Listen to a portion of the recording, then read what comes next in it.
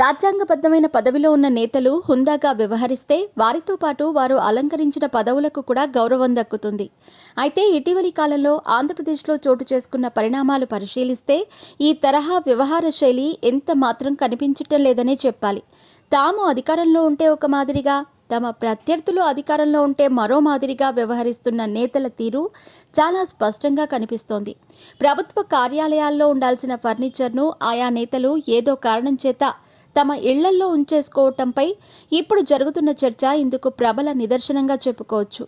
2019 నుంచి 2024 వరకు ఏపీ ముఖ్యమంత్రిగా వ్యవహరించిన వైసీపీ అధ్యక్షుడు YS Jaganmohan Reddy CM camp కార్యాలయం పేరిట తన తాడేపల్లి గృహంలో ఏర్పాటు చేసుకున్న క్యాంపు కార్యాలయానికి అవసరమైన ఫర్నిచర్ని సర్కారీ సొమ్ముతోనే కొనుగోలు చేసి దానిని తన ఇంటికి తరలించుకున్నారు.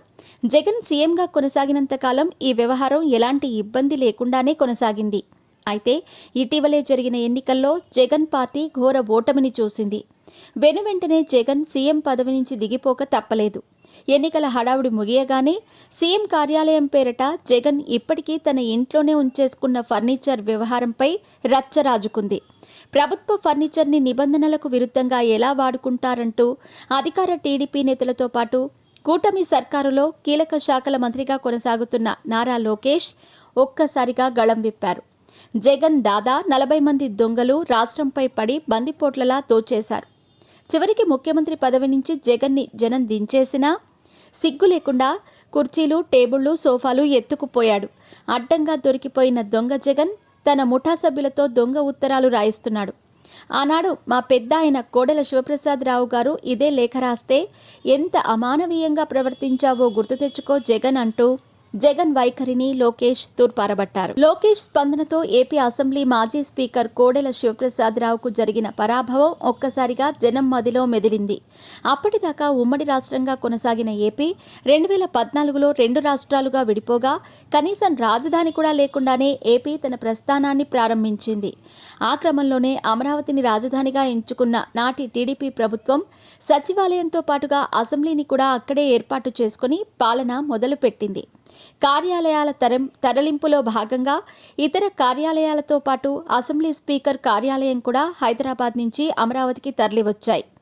అప్పటికి కార్యాలయాల సర్దుబాటులో భాగంగా నాడు ఏపీ అసెంబ్లీ స్పీకర్గా ఉన్న కోడెల స్పీకర్ కార్యాలయానికి సంబంధించిన కొంత ఫర్నిచర్ని తన ఇంటికి తరలించారని వైసీపీ ఆరోపించిన సంగతి తెలిసిందే. అయితే స్పీకర్ కార్యాలయానికి చెందిన కొంత ఫర్నిచర్ తన వద్ద ఉన్నమాట వాస్తవమేనన్నారు. సదరు ఫర్నిచర్ని తిరిగి ప్రభుత్వానికి అప్పగించేందుకు తాను సిద్ధంగా ఉన్నానని కోడెల నాటి వైసీపీ సర్కార్కు లేఖ రాశారు.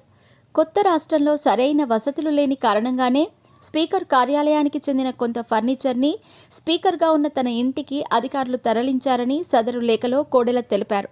కోడెల వాదనను పరిగణలోకి తీసుకొని వైసీపీ సర్కార్ ఏకంగా కోడెలపై కేసు నమోదు చేసింది. అంతేకాకుండా కోడెలపైన, ఆయన కుటుంబ సభ్యులపైన వైసీపీ సర్కార్ దాదాపుగా కక్ష సాధింపు చర్యలకు దిగిందన్న ఆరోపణలు వినిపించాయి. వైసీపీ సర్కార్ వ్యవహార తీరుతో తీవ్ర మనోవేదనకు గురైన కోడెల ఆత్మహత్యకు పాల్పడిన వైనం తెలుగు ప్రజల గుండెలను పిండేసిందనే చెప్పాలి. నాడు కోడెలపై వైసీపీ సర్కార్ వ్యవహరించిన తీరును గుర్తు చేసుకున్న నారా లోకేష్ సర్కారీ ఫర్నిచర్ని తన ఇంటికి తరలించారన్న ఆరోపణలతో కోడెలను వేధించిన జగన్ ఇప్పుడు తాను చేస్తున్నది ఏంటని ప్రశ్నించారు. ఈ వ్యవహారం నుంచి బయటపడేందుకే జగన్ తన అనుచరులతో లేఖలు రాయిస్తున్నారని ఆరోపించారు. సర్కారీ ఫర్నిచర్ని సొంతానికి వాడుకున్న జగన్ తీరును ప్రశ్నిస్తూనే ఇవే ఆరోపణలతో జగన్ సర్కార్ కోడెలను వేధించిన తీరును గుర్తు చేసుకున్న వైనాన్ని చూస్తూ ఉంటే జగన్ పైన కూడా ఫర్నిచర్ చోరీ కేసు నమోదయ్యే అవకాశాలు లేకపోలేదన్న వాదన వినిపిస్తోంది.